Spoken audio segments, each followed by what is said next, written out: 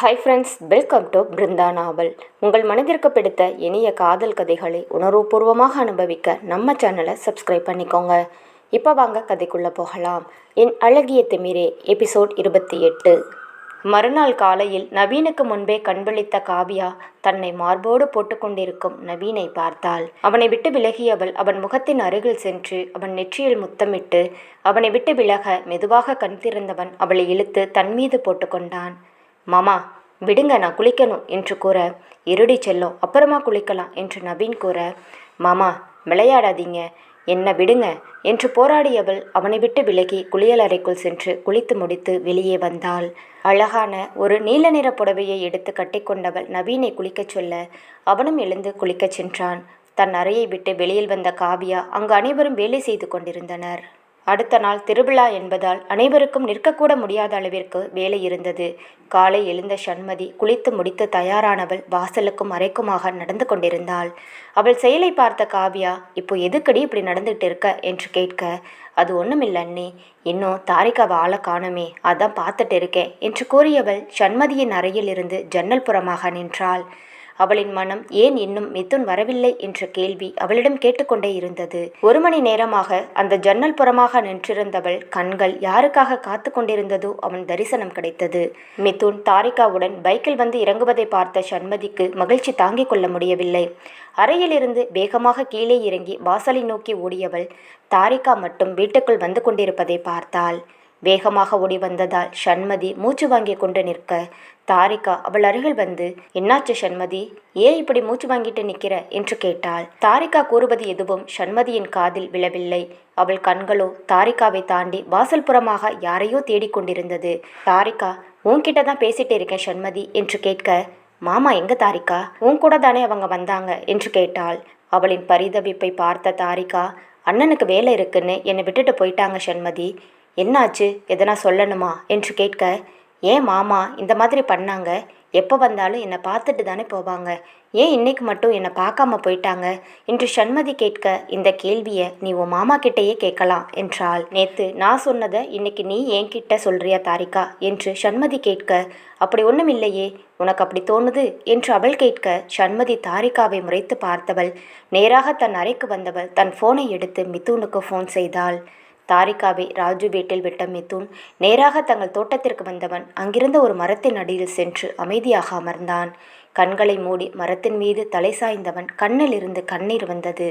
அவன் மனம் ஏண்டா இந்த மாதிரி பண்ற என்று அவனை கேள்வி கேட்க, மிதுன், நான் பண்றது சரிதான், ரொம்ப சின்ன பொண்ணு, அவ ஒரு குழந்தை மாதிரி, அவளுக்கு இப்போ என்னை பிடிச்சிருக்கலாம், ஆனால் கல்யாணம் முடிஞ்சு இங்கே வாழ்ந்தா ஒரு கட்டத்தில் என்னை அவளுக்கு பிடிக்காம கூட போகலாம், வேண்டாமே, இந்த இடத்துல இருந்து கஷ்டப்பட வேண்டாம், திருவிழா முடிகிற வரைக்கும் அவள் கண்ணில் நான் படாமல் இருந்தால் போதும், அதுக்கப்புறம் அம்மா ஊருக்கு போயிடுவா என்று கூறி தன்னைத்தானே சமாதானம் செய்து கொண்டான். மிதுன் மனது உன்ன மாதிரி ஒரு முட்டாள் யாருமே இருக்க மாட்டாங்க என்று அவனுக்கு உணர்த்தி கொண்டே இருந்தது.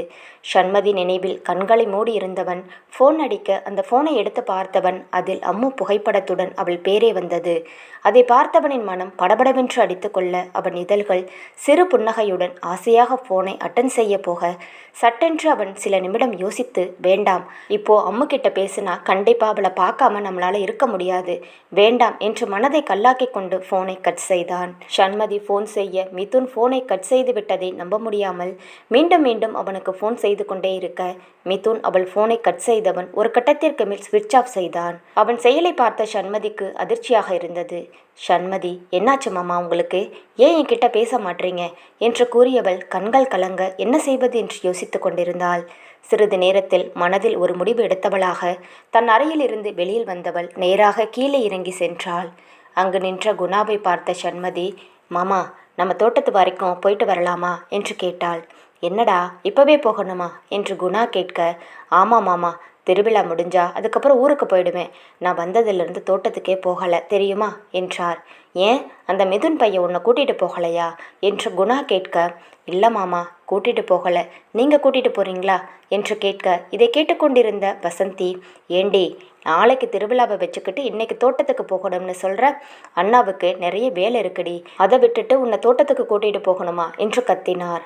தங்கச்சி, ஏன் குழந்தைய திட்டுற, சண்மதி சொல்கிறது சரிதானே, புள்ள என்னைக்கோ ஒரு நாள் ஊருக்கு வருது. எப்பவும் இந்த மிதுன் பையன் கூட்டிட்டு போயிடுவான். இந்த வாட்டி என்னென்ன தெரியலையே, ரொம்ப பண்ணிட்டு இருக்கான். அவனை வச்சுக்கிறேன் என்று கூறியவர் அங்கிருந்த பைக்கை ஸ்டார்ட் செய்ய சண்மதி வேகமாக சென்று அவள் பின்னால் அமர்ந்து கொண்டாள். அவர்கள் செல்வதை பார்த்த வசந்தி, சண்மதி குட்டிக்கு பிடிச்ச பொடிதான், யார் பேச்சையும் கேட்பது கிடையாது என்று புலம்பிக் கொண்டே இருக்க, அங்கு வந்த தாரிகா என்னத்த என்று கேட்டாள். அது ஒன்றும் இல்லடி, நாளைக்கு திருவிழா இருக்குது, வீட்டில் நிறைய வேலை இருக்குது, வேலை செய்யறதை விட்டுட்டு தோட்டத்தை சுற்றி பார்க்க போயிருக்கா இந்த சண்மதி குட்டி என்று கூற, அதை கேட்ட தாரிகாவுக்கு சந்தேகமாக இருந்தது. யார் கூட போயிருக்கா அத்தை என்று தாரிகா கேட்க, யாரு, எல்லாம் குணா அண்ணா கூட தான் என்றார். இவ்வளவு நேரம் டவுட்டில் இருந்தது, ஆனால் இப்போ கன்ஃபார்மே ஆயிடுச்சு, இவ கண்டிப்பாக என்னோட அண்ணனை லவ் பண்ணுறா என்று கூறியவள் புன்னகையுடன் காவியாவின் அறையை நோக்கி செல்ல, எதற்கே வந்த செழியனை பார்க்காமல் அவன் மீது மோதினாள். காலையில் தூங்கி எழுந்து குளித்து முடித்து வெறும் ட்ராக்கும் உள்பனியன் மட்டும் போட்டுக்கொண்டிருந்த செழியன் எதிரில் யார் வருவது என்று தெரியாமல் அவர்கள் மீது மோதினான். செழியன் மீது மோதிய தாரிகா ஐயோ மாமா என்று கத்த, அவளின் குரல் கேட்டதும் சட்டென்று அவள் இடையை பற்றி தன்னுடன் இருக்கை அணைத்தவன் அருகில் இருந்த சுவற்றில் அவளை சாய்த்தான். தன் தலையில் முடியிருந்த துண்டை எடுத்தவன் அவளின் முகம் பார்க்க தாரிகா இறுக்கி கண்களை மூடிக்கொண்டிருந்தாள். அவள் நிற்கும் நிலையை பார்த்தவன் புன்னகையுடன் மெல்ல அவள் கன்னத்தில் முத்தமிட, சற்றென்று தன் கண்களை திறந்த தாரிகா தன் வாயை பிளந்தபடி மாமா என்று கூறினாள். அவள் செயலை பார்த்து புன்னகைத்த செழியன் அவள் காது அருகில் சென்றவன், இந்த மாதிரி என்னை பார்த்த கன்னத்தில் மட்டும் இல்லை, என் கண்ணில் எந்தெந்த இடம் படுதோ எல்லா இடத்துலையும் முத்தம் கொடுத்துடுவேன் என்றான். அவன் கூறியதை கேட்டு மேலும் அதிர்ச்சி அடைந்தவள் அவன் மார்பில் கையை வைத்து விளக்க, அவள் கைகளை பற்றிய செழியன் நேராக தன் அறைக்குள் இழுத்து சென்றான். தாரிகா மாமா என்ன பண்ணிட்டு இருக்கீங்க, யாருன்னா பார்த்தா எதனா சொல்ல போகிறாங்க, விடுங்க மாமா என்று கத்தி கொண்டிருக்க, அவள் கூறுவதை காதில் வாங்காத செழியன் தன் அறைக்குள் அழைத்து வந்தவன் தன் அறை கதவை சாற்றி கதவில் சாய்ந்தபடி அவளை பார்த்தான். தாரிகா பதட்டமாக மாமா என்ன பண்ணிட்டு இருக்க, முதல்ல விடுங்க, நான் போகிறேன் என்று கூற, செழியன் தன் கைகள் இரண்டையும் மார்புக்கு நடுவில் கட்டியவன், நான் உன்கிட்ட ஒரு விஷயம் சொன்னேன், ஞாபகம் இருக்கா என்று கேட்டான். திருதிருவென்று விழித்த தாரிகா அது எனக்கு ஞாபகம் இல்லை மாமா என்றாள். அவள் கூறியதை கேட்ட செழியன் அவள் இடையில் தன் கை கொண்டு வளைத்து தன்னுடன் இழுத்து அணைத்து கொண்டான். அவனின் மூச்சுக்காற்று பெண்ணவளின் தேகத்தை உரசி கொண்டு நிற்க, தாரிகா அவள் கண்களை பார்த்தவாறு அமைதியாக நின்றிருந்தாள். தன் பாதி முகத்தை மறைத்திருந்த முடியை பின்புறமாக தள்ளியவன் அவள் கண்களை பார்த்து, சொல்லு தாரிகா, நான் உன்கிட்ட கேட்டது ஞாபகம் இல்லை என்று மீண்டும் கேட்டான். தாரிகா என்ன சொல்வதென்று தெரியாமல் தலை குனிய, அவள் தாடையை பற்றி தன்னை பார்க்கச் செய்தவன் அவள் நெற்றியோடு தன் நெற்றியை முட்டியபடி, எனக்கு ரொம்ப நேரம் இல்லை தாரிகா, திருவிழா முடிஞ்ச 2-3 நாளில் நான் இங்கேருந்து போயே ஆகணும், ஆஃபீஸில் நிறைய வேலை இருக்குது, ப்ளீஸ் தயவு செஞ்சு சொல்லு, இதுக்கு மேலே என்னால் முடியாது என்றான். தாரிகா அவன் மார்பில் தன் இரு கைகளை வைத்தவள், நாளைக்கு சொல்கிறேன் மாமா என்று கூறினாள். அவள் கூறிய வார்த்தையை கேட்டு மெல்ல தன் கண்களை திறந்த செழியன் அவளை பார்த்தவன், சரி நாளைக்கு நைட் 8 மணிக்கு நான் உனக்காக நம்ம வீட்டு மாடியில் காத்துக்கிட்டு இருப்பேன் என்று கூற, தாரிகாவும் அவனை பார்த்து சரி என்று தலையசைத்தாள். செழியன் மேலும் அவளை இறுக்கி அணைக்க, தாரிகா மாமா யாருன்னா வரப்போறாங்க என்று கூறினாள். அவளை மெல்ல விடுவித்தவன் தன் மார்பில் புதைந்திருந்த அவளது கைகள் இரண்டையும் எடுத்து தன் கன்னத்தில் வைத்தபடி, உனக்காக நான் காத்துக்கிட்டு இருப்பேன் தாரிகா என்றான். அவன் கண்களை பார்க்காத தாரிகா சரி என்று கூறியவள் அவனிடமிருந்து தன் கைகளை விலக்கிக் கொள்ள, ஒரு பெருமூச்சு எடுத்துவிட்டு செழியனும் கதவிலிருந்து நகர்ந்து அரைக்கதவை திறந்தான். தன் அரைக்கதவை திறந்தவன் சுவற்றில் சாய்ந்தபடி அவளை பார்க்க, தாரிகாவோ அவனை பார்த்து தலையசைத்தவள் அறையிலிருந்து வேகமாக வெளியில் சென்றாள். செழியன் செல்லும் அவளையே பார்த்து கொண்டிருந்தவன், நாளைக்கு ஒரு நாள் தான், அதுக்கு மேலே என்னால் வெயிட் பண்ண முடியாது தாரிகா என்று கூறிக்கொண்டிருக்க அவனின் ஃபோன் அடித்தது. ஃபோன் அடிக்கும் சத்தம் கேட்டவன் வேகமாக சென்று அதை எடுக்க அது யாதவி பெயர் வந்தது. அவள் பெயரை பார்த்ததும் ஃபோனை அட்டன் செய்து காதில் வைத்தவன், என்ன யாதவி இவ்வளவு காலையில் ஃபோன் பண்ணியிருக்க என்று கேட்டான். செலியா, உனக்கு ஒரு சின்ன சர்ப்ரைஸ் வச்சிருக்கேன், வீட்டில இருந்து வெளியில் வா என்று கூறினாள். அதை கேட்ட செழியன் குழப்பமாக, எங்கே வர சொல்கிற என்றான். நீ இருக்க வீட்டில் இருந்து வெளியில் வா என்று கூற, செழியனும் தன் அறையிலிருந்து வெளியில் வந்தவன் கீழே இறங்கி போக அங்கு யாதவி தன் கையில் ஒரு பெட்டியுடன் வாசலில் நின்றிருந்தாள். அவளை பார்த்து செழியனுக்கு அதிர்ச்சியாக இருந்தது. கருப்பு நிற ஜீன்ஸ், ஒயிட் நிற டிஷர்ட் அணிந்திருந்தவள் தன் கண்ணில் அணிந்திருந்த கூலிங் கிளாஸை கழட்டியபடி அவனை பார்த்து சர்ப்ரைஸ் என்று கத்தினாள். அவளை பார்த்த செழியனுக்கு என்ன சொல்வதென்று தெரியவில்லை. ஒருபுறம் மகிழ்ச்சியாக இருந்தாலும் மறுபுறம் அதிர்ச்சியாக இருந்தது. செழியன் ஏதும் கூறாமல் அமைதியாக நிற்பதை பார்த்த யாதவி, என்னாச்சு செழியா, நான் வந்தது உனக்கு பிடிக்கலையா என்று கேட்டாள். அப்படியெல்லாம் ஒன்றுமில்லை, எதுவுமே சொல்லாமல் வந்திருக்கல்ல, அதான் ஷாக் ஆயிட்டேன் என்று செழியன் கூறிக்கொண்டிருந்தான். சண்மதியை அழைத்து சென்று கொண்டிருந்த குணா, சண்மதி நீ படிப்பை முடிச்சுட்டு அடுத்து என்ன பண்ண போற என்று கேட்க, மாமா இப்போ தானே ஃபைனல் இயர் படிக்கிறேன், அது முடிஞ்ச உடனே இந்த கிராமத்துக்கே வந்துடலாம்னு இருக்கேன் என்றாள். என்னம்மா சொல்கிற, படிப்பு முடிஞ்சு இங்கேயே வந்துட போறியா? என்னம்மா ஃபாரினில் போய் படிக்க போறேன்னு ராஜு சொல்லிக்கிட்டு இருந்தான் என்று கேட்க, இவ்வளவு நாள் அதான் மாமா நினச்சிக்கிட்டு இருந்தேன், ஆனால் இங்கே வந்து இந்த கிராமத்தை பார்த்த உடனேயே இங்கேயே இருந்துடணும் போல மனசு மாறிடுச்சு. அது மட்டும் இல்லாமல் அப்பாவும் இங்கேயே செட்டில் ஆகிடலாம் அப்படின்னு சொல்லிட்டு இருக்காரு என்று கூற, அதை கேட்ட குணாவிற்கு மகிழ்ச்சி தாங்கிக் கொள்ள முடியவில்லை. அப்படி போடு என் செல்ல குட்டி, நீ இப்படி சொல்லும்போது எனக்கு எவ்வளவு சந்தோஷமா இருக்கு தெரியுமா?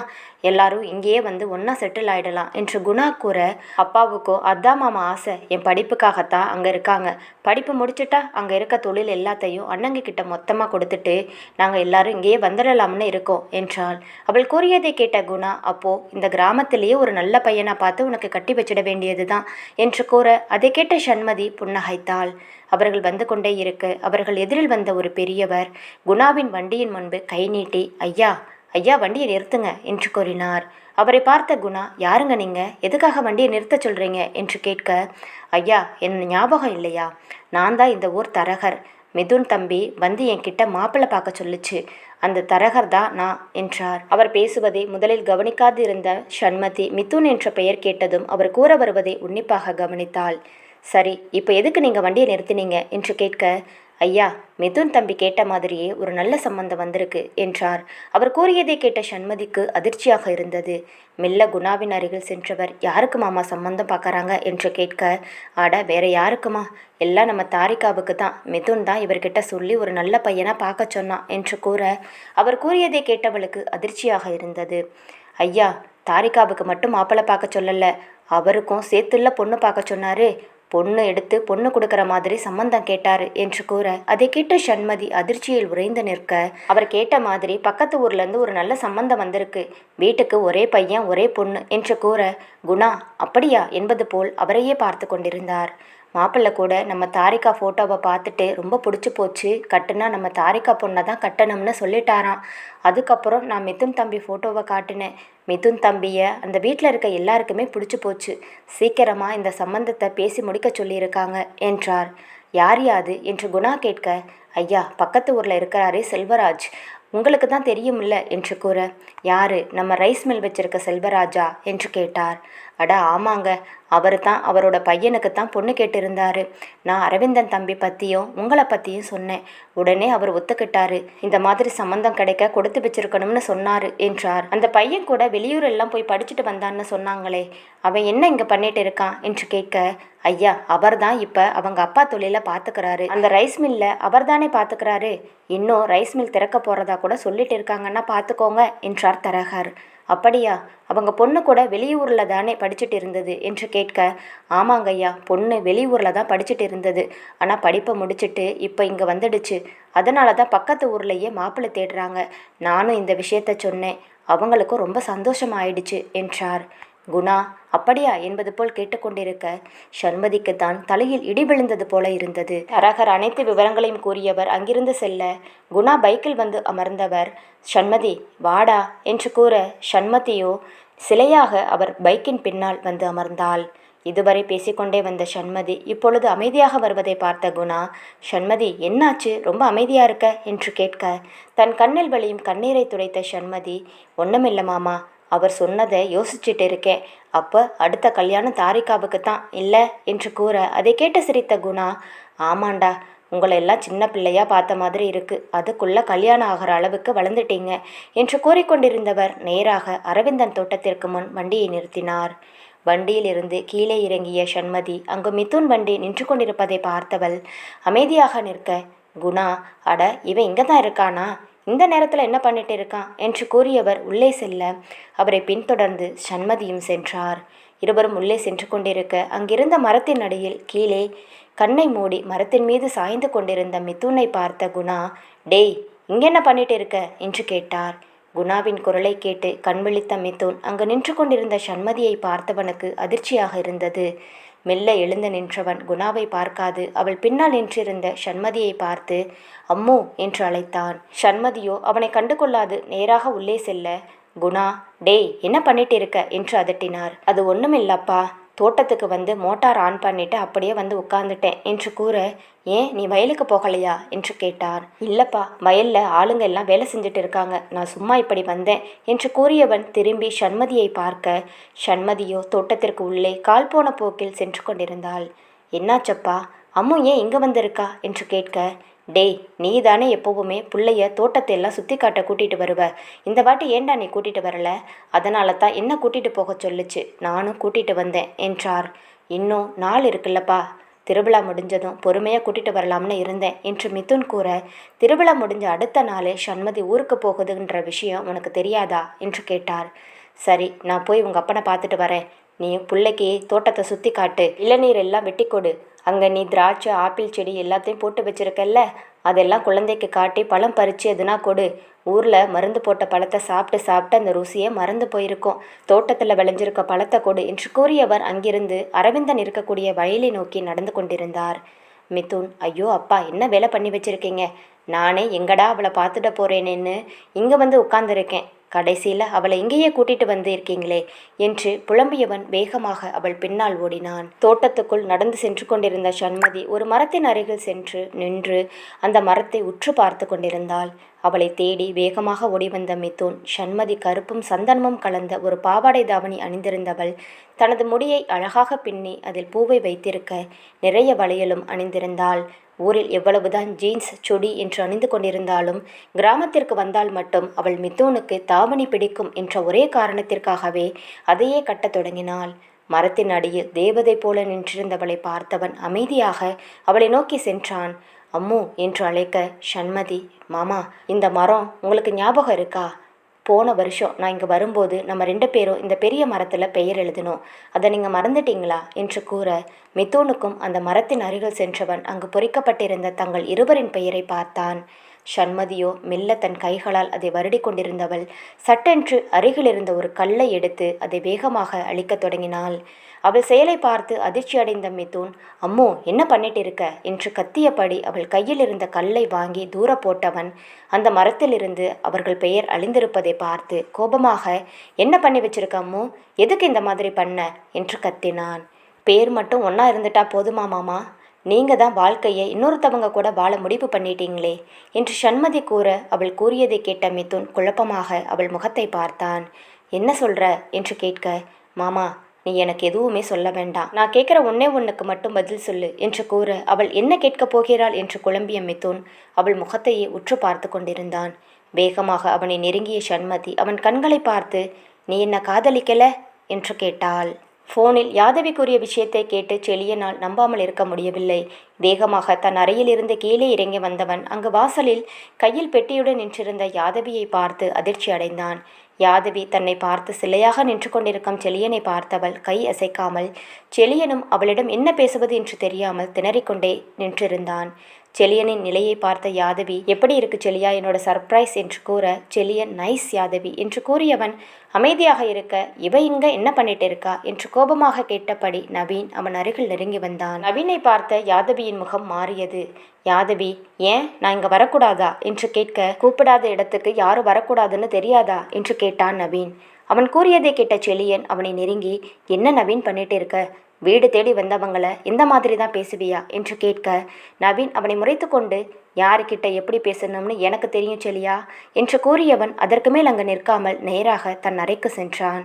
நவீன் செல்வதை பார்த்து செழியன் திரும்பி யாதவியை பார்த்து, சாரி யாதவி, ஏதோ கோபத்தில் அந்த மாதிரி பேசிட்டான், உள்ளவா என்று கூற, யாதவியும் மகிழ்ச்சியாக உள்ளே வந்தவள் செழியனை அணைத்து கொண்டாள். யாதவி நகரத்தில் வளர்ந்த பெண் என்பதால் செழியன் அதை பெரிதாக எடுத்துக்கொள்ளாமல் அமைதியாக நிற்க, அப்பொழுதுதான் சமையல் கட்டில் இருந்து வந்த பெண்மணிகள் அவர்கள் நிற்கும் கோலத்தை பார்த்து அதிர்ச்சி அடைந்தனர். மேலும் தாரிகா, காவியா, அர்ச்சனா மூவரும் மாடியிலிருந்து இறங்கி வந்து கொண்டிருக்க, செழியன் ஒரு பெண்ணை கட்டி அணைத்து இருப்பதை பார்த்த மூவருக்குமே மேலும் அதிர்ச்சியாக இருந்தது. தாரிகாவுக்கு ஒரு நிமிடம் வானம் இருட்டுவது போல் இருக்க, காவியா தாரிகாவை பார்த்து, தாரிகா இது யாரு தெரியுதா, செழியன் அத்தான் இந்த பொண்ணை பற்றி நிறைய சொல்லியிருக்காங்க, இது அத்தானோட ஃப்ரெண்டு, ஒன்றா படித்தவங்க என்றாள். இவ்வளவு நேரம் குழப்பமாக இருந்த தாரிகா காவியா கூறியவுடன் தெளிவடைந்தவள் அதை பெருசாக எடுத்துக்கொள்ளாமல் புன்னகையுடன் கீழே இறங்கி வந்தாள். தன்னிடமிருந்து யாதவியை விலக்கிய செழியன், "வா யாதவி" என்று கூறி அவள் கையை பற்றி திரும்ப அங்கிருந்த அனைவரும் வாயடைத்து அவர்களை பார்த்து கொண்டிருந்தனர். இவர்கள் அனைத்தையும் பார்த்த செழியன் கண்களோ மாடிப்படியில் நின்று கொண்டிருந்த தாரிகாவிடம் நிலைக்குத்தி நிற்க தாரிகா புன்னகையுடனே இருந்தாள்.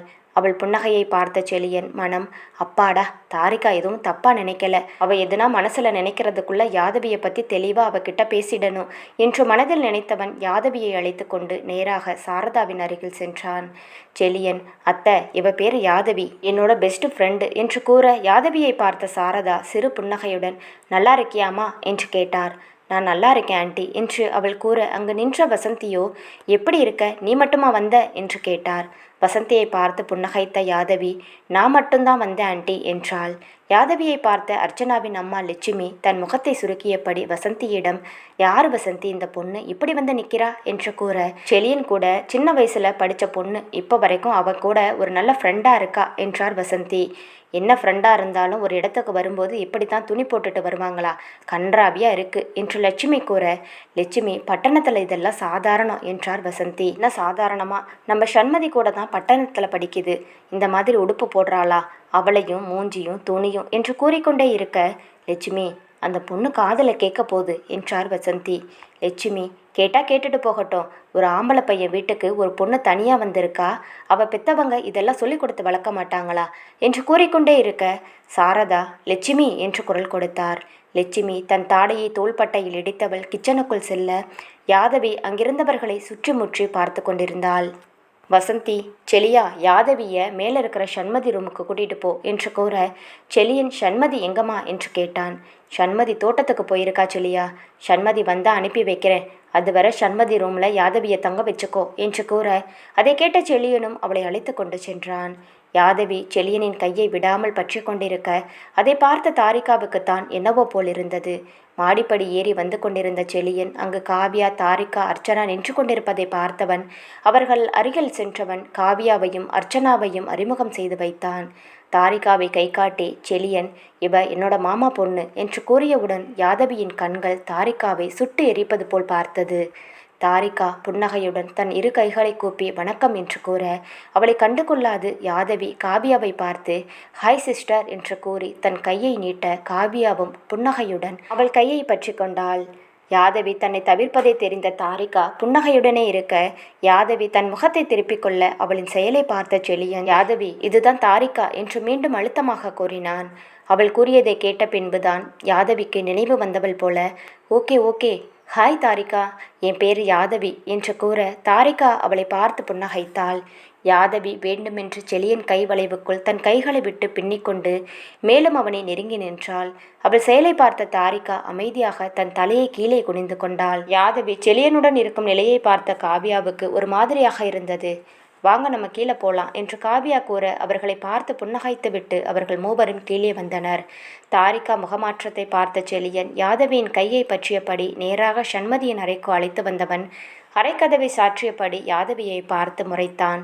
அவன் கோபத்தை புரிந்து கொண்டு, யாதவி, என்னாச்சு செழியா, ஏன் இப்போ என் மேலே இவ்வளவு கோபப்படுற என்று கேட்க, யாதவி, இது ஒன்றும் நம்ம இருக்கிற சிட்டி கிடையாது, இது கிராமம். ஒரு பொண்ணு ஒரு பையனை தொட்டு பேசுனா இங்கே இருக்கிறவங்க எல்லாரும் ஒரு மாதிரி பார்ப்பாங்க.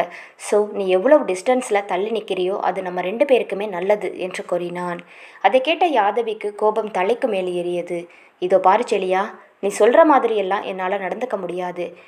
நானாத்தான் இருப்பேன். மற்றவங்க அப்படி நினச்சிக்கிட்டா நான் எப்படி பொறுப்பாக முடியும் என்று கூற யாதவியின் கோபத்தை நன்கு அறிந்த செழியன் அவளை நெருங்கி சென்றவன், இதோ பாரு யாதவி, நம்ம இங்கே இருக்க போகிறது இன்னும் 3 நாள் தான். ஸோ அதுவரையும் எல்லார்கிட்டையும் நல்லபடியாக நடந்துட்டு போகலாமே, இதில் என்ன தப்பு இருக்குது? நம்ம 2 பேரும் ஃப்ரெண்ட்ஷிப் பற்றியும் நம்மளுக்கு தெரியும் இல்லை என்று கூற, அதைத்தான் நானும் சொல்கிறேன் செழியா, உன்கிட்ட க்ளோஸாக பேசுகிறதுனால நம்ம ஃப்ரெண்ட்ஷிப் ஒன்றும் மாற போகிறது கிடையாது. இவங்களுக்காக ஏன் நம்மளை மாற்றிக்கணும் என்றாள்.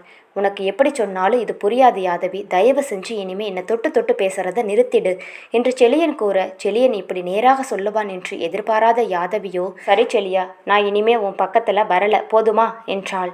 செழியன் எல்லாரும் முன்னாடியும், வேண்டாம் யாதவி, ஆனால் நம்ம தனியாக இருக்கும்போது நீ எப்பவும் போல என்கிட்ட ஜாலியாக பேசலாம் என்று கூறியவன் மெத்தையிலிருந்து அவளை தன் அருகில் அமர்த்தி கொண்டான். யாதவியின் தோள் மீது கை போட்ட செழியன், நீ தாரிகாவை பாத்தியா எப்படி என்று கேட்க, யாதவி தன் மனதில் தோன்றும் கோபத்தை அனைத்தையும் தனக்குள் புதைத்தவள், குட், பார்க்க ரொம்ப அமைதியான பொண்ணா இருக்காங்க என்று கூறினாள். பார்க்க மட்டும் இல்லை, பழகிறதுக்கும் அவள் ரொம்ப ஸ்வீட் தெரியுமா என்று கூறியவன் அவளின் முகத்தை தன் மனதில் நினைத்து கொண்டே இருக்க, யாதவி, ஓகே ஓகே, உன் லவ் எல்லாம் கொஞ்சம் ஓரம் கட்டி வச்சுட்டு எனக்கு சாப்பிட எதுனா எடுத்துட்டு வரியா, ரொம்ப பசிக்குது என்றாள். செழியன் சிறு புன்னகையுடன், ஓகே, நீ ரெஃப்ரெஷ் ஆகிட்டு கீழே இறங்கி வா, எல்லாரும் கூடவும் சேர்ந்து சாப்பிடலாம் என்று கூறியவன் கீழே இறங்கி செல்ல, யாதவியும் சரி என்று தலையசைத்தாள். ஷண்மதி கேட்ட கேள்வியில் அதிர்ந்த மிதுன் அமைதியாக இருக்க, ஷண்மதியோ, சொல்லுங்க மாமா, உண்மையா நீங்கள் என்னை காதலிக்கிறீங்களா என்று கேட்டாள். மிதுன் மனமோ, அம்மோ, எப்படி நான் உன்னை காதலிக்காமல் இருப்பேன், என் உயிரே நீதானே, உனக்கு தெரியுமா, என் வாழ்க்கையில் உன்னை தவிர வேற எனக்கு எதுவும் வேண்டாம் என்று மனதுக்குள் புலம்பியவன் தன் காதலை மனதுக்குள் மறைத்தபடி ஷண்மதியை பார்த்து, அம்மோ, என்ன இப்படியெல்லாம் பேசிட்டு இருக்க என்று கேட்டான். ஆமா, நீங்கள் என்ன இன்னும் சின்ன பொண்ணாகவே பார்த்து நினச்சிட்டு இருக்கீங்க. நான் ஒன்றும் சின்ன பொண்ணு கிடையாது. என் வாழ்க்கை எப்படின்னு தீர்மானிக்கிற அளவுக்கு நான் வளர்ந்துட்டேன். நீங்கள் சொல்லலைன்னா என்ன, இப்போ நான் சொல்கிறேன், நீங்கள் நல்லா கேட்டுக்கோங்க. நான் உங்களை காதலிக்கிறேன், உங்களை கல்யாணம் பண்ணிக்கணும்னு ஆசைப்படுறேன், உங்கள் கூட சேர்ந்து 100 வயசு வரையும் வாழணும்னு ஆசைப்படுறேன் என்று கூறியவள் அவள் கூறிய ஒவ்வொரு வார்த்தையும் மிதுனால் நம்ப முடியவில்லை. அவன் மனதில் தோன்றிய மகிழ்ச்சியில் அவன் கண்கள் கலங்கியது. அவள் கூறியதை கேட்டு அதிர்ச்சியில் சிலையாக உறைந்து நின்ற மிதுனின் கையை பற்றி அவள் தன் கையுடன் கோர்த்தபடி, மாமா, ஐ லவ் யூ என்று கூறினாள். அதை கேட்ட மிதுனுக்கு இப்பொழுதே அவளை அள்ளி அணைத்து கொள்ள வேண்டும், தன் முத்தமலையில் அவளை நனைய வைக்க வேண்டும் என்று அவனிடம் போராடி கொண்டிருக்க, தன் ஆசை கொண்ட மனதை கட்டுப்படுத்தி அடக்கியவன் அவள் கையிலிருந்து தன் கையை விடுவித்து அவள் முகத்தை தன் கைகளால் ஏந்தியவன், அம்மோ, நீ நல்ல படித்த பொண்ணு, புத்திசாலியான பொண்ணு, நீ இங்கே இருக்க வேண்டிய பொண்ணு கிடையாதம்மோ, என்னை கல்யாணம் பண்ணிக்கிட்டு உன் வாழ்க்கையை நீ வீணடிச்சுக்காத, நல்ல படித்த பையனாக பார்த்து கல்யாணம் பண்ணிக்கோ, உங்கள் அண்ணன்களோட சேர்ந்து பிஸ்னஸை நீயும் பார்த்துக்கணும், இதெல்லாம் பார்க்குறதுக்கு நல்லா இருக்கும், ஆனால் வாழ்க்கை ஃபுல்லாக உன்னால் இங்கே இருக்க முடியாது என்று கூற, அவள் கூறியதை கேட்டு ஷண்மதியின் கண்கள் கலங்கியது. அவள் கண்ணில் இருந்து கண்ணீர் வருவதை பார்த்த மிதுன் அவளின் கண்களை வேகமாக துடைத்தவன், அம்மோ, தயவு செஞ்சு என் முன்னாடி அழாத, என்னால் அதை தாங்கிக்கவே முடியாது, உனக்கு என்னை பற்றி தெரியுமில்ல என்று கேட்டான். அவன் கைகளை பற்றியவள், உன்னை பற்றி தெரிஞ்சுதான் மாமா நான் கேட்குறேன், என்னை காதலிக்கிறியா என்று கூற, மிதுனோ தன் கண்களை இறுக்கி மூடியவன் இல்லை என்று கூறினான். ஷண்மதி, என்னை பார்த்து சொல்லு மாமா, ஏன் கண்ணை மூடிக்கிற என்று கூற, தன் காதலை மனதுக்குள் தோண்டி புதைத்தவன் அவள் கண்களை பார்த்து, இல்லம்மோ, நீ என்னைக்குமே எனக்கு ஒரு குழந்தை தாண்டா என்று கூறினான். அவன் கூறிய வார்த்தையை கேட்ட ஷண்மதியோ சட்டென்று அவனிடமிருந்து விலகினாள். அவள் முகத்தை உற்று பார்த்தவள் தன் கண்களை துடைத்தபடி, சரி மாமா, நீ உன் மனசில் முடிவெடுத்துட்ட, நீ நல்லா யோசிச்சு தான் தரகர்கிட்ட சொல்லி உனக்கும் சேர்த்து பொண்ணு பார்க்க சொல்லி இருக்கல்ல என்று கேட்க, மிதுன் அமைதியாக தலையை குனிந்தபடி நின்றான். சரி மாமா, உன்னை புரிஞ்சுக்கிட்ட ஒரு பொண்ணு வாழ்க்கையில் வரணும்னு நான் அந்த கடவுள்கிட்ட வேண்டிக்கிறேன் என்று கூறியவள் அங்கிருந்து செல்ல போக செல்லும் அவளையே பார்த்து கொண்டே நின்றான். 2 அடி எடுத்து வைத்த ஷண்மதி சட்டென்று அவனை திரும்பி பார்த்தவள், இப்போ சொல்கிறேன், நல்லா கேட்டுக்கோ மாமா, இன்னையிலிருந்து நான் உன் முகத்தை பார்க்கவே கூடாது, எக்காரணத்தை கொண்டும் இனி என் முன்னாடி வரவே கூடாது. நான் உன்னை எவ்வளவுக்கு எவ்வளவு காதலிச்சேனோ இப்போ அவ்வளவுக்கு அவ்வளவு உன்னை வெறுக்கிறேன். எனக்கு உன்னை சுத்தமாக பிடிக்கலை, ஏன்னா நீ என்னோட மாமாவே கிடையாது. என் மிதுன் மாமா இப்படி என்னை அழ வச்சுட்டு இருக்காது, நான் அழுதா மாமா மனசு தாங்கவே தாங்காது, நீ என் மாமாவே கிடையாது என்று கூறியவள் கோபமாக அங்கிருந்து சென்றாள். அவள் செல்லும் வரை நின்று பார்த்து கொண்டிருந்தவன் ஷண்மதியின் தலை மறைந்து பொத்தென்று தரையில் மண்டியிட்டு ஓ என்று கத்தி அழுதான். அவன் மனமும் தாங்க முடியாத வலியை அனுபவித்தது. தான் எதை சொல்ல வேண்டும் என்று ஆசைப்பட்டு காத்து கிடந்தவனோ அதை அவள் வாயால் கேட்கும் தருணம் அவன் மனமோ வானத்தையே தன் கையில் வளைத்தது போல உணர்ந்தான். அம்மோ, நீ தாண்டி என் உயிர், உனக்கு ஏன் அது புரியலை?